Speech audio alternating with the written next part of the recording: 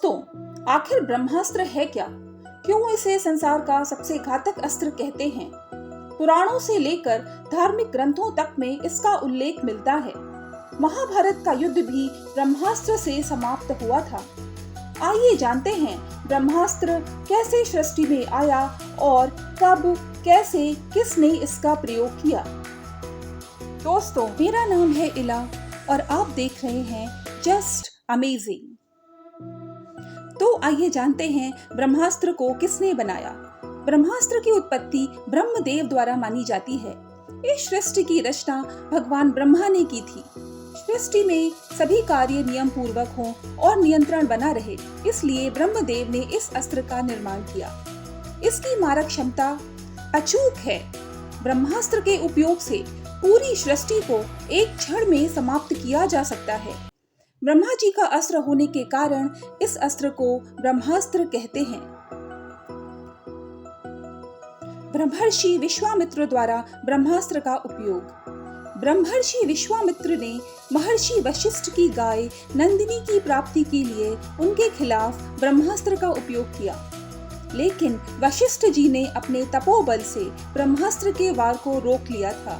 कहते हैं ब्रह्मा जी ब्रह्मास्त्र के साथ मौजूद रहते हैं, इसलिए वशिष्ठ जी की प्रार्थना पर ब्रह्मास्त्र वापस लौट गया था। शनि देव पर ऋषि पिप्पलाद ने किया ब्रह्मास्त्र से वार। ऋषि पिप्पलाद महर्षि दधीचि के पुत्र थे। जब ऋषि पिप्पलाद को पता चला कि उनके पिता की मृत्यु शनि के प्रकोप के कारण हुई है, तब उन्होंने शनि देव पर ब्रह्मास्त्र को ब्रह्मदंड में परिवर्तित कर उन पर वार किया। इसी कारण शनि देव लंगड़ा कर चलते हैं। तब शनि देव ने ऋषि पिप्पलाद से वादा किया था कि वह 12 साल से कम उम्र के किसी व्यक्ति को पीड़ा नहीं देंगे। रावण के पुत्र ने हनुमान जी पर चलाया ब्रह्मास्त्र। रावण के पुत्र इंद्रजीत ने लंका में देवी सीता की खोज में आए हनुमान जी पर ब्रह्मास्त्र का उपयोग किया। हालांकि हनुमान जी को आशीर्वाद प्राप्त था कि उन पर किसी अस्त्र का प्रभाव नहीं होगा, लेकिन ब्रह्मा जी का मान रखने के लिए हनुमान जी ब्रह्मास्त्र के पाश में स्वेच्छा से बंध गए। फिर इंद्रजीत उन्हें रावण की सभा में ले गया, जहां उनकी पूंछ में आग लगा दी गई। बाद में हनुमान जी ने ब्रह्मास्त्र के पाश से खुद को मुक्त करवा लिया और लंका में आग लगा दी। जयंत ने डाली माता सीता पर कुदृष्टि, चला ब्रह्मास्त्र। इंद्र के पुत्र जयंत ने भगवान राम के बल की परीक्षा लेने के उद्देश्य से कौवे का रूप धारण करके देवी सीता के चरणों पर चोंच से प्रहार कर दिया। इससे देवी सीता को कष्ट हुआ और उनके पैरों से खून बहने लगा।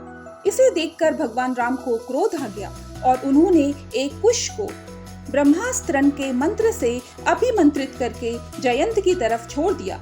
यह ब्रह्मास्त्र जयंत का पीछा करने लगा और तीनों लोकों में जयंत जहां भी गया ब्रह्मास्त्र उसका पीछा करता रहा।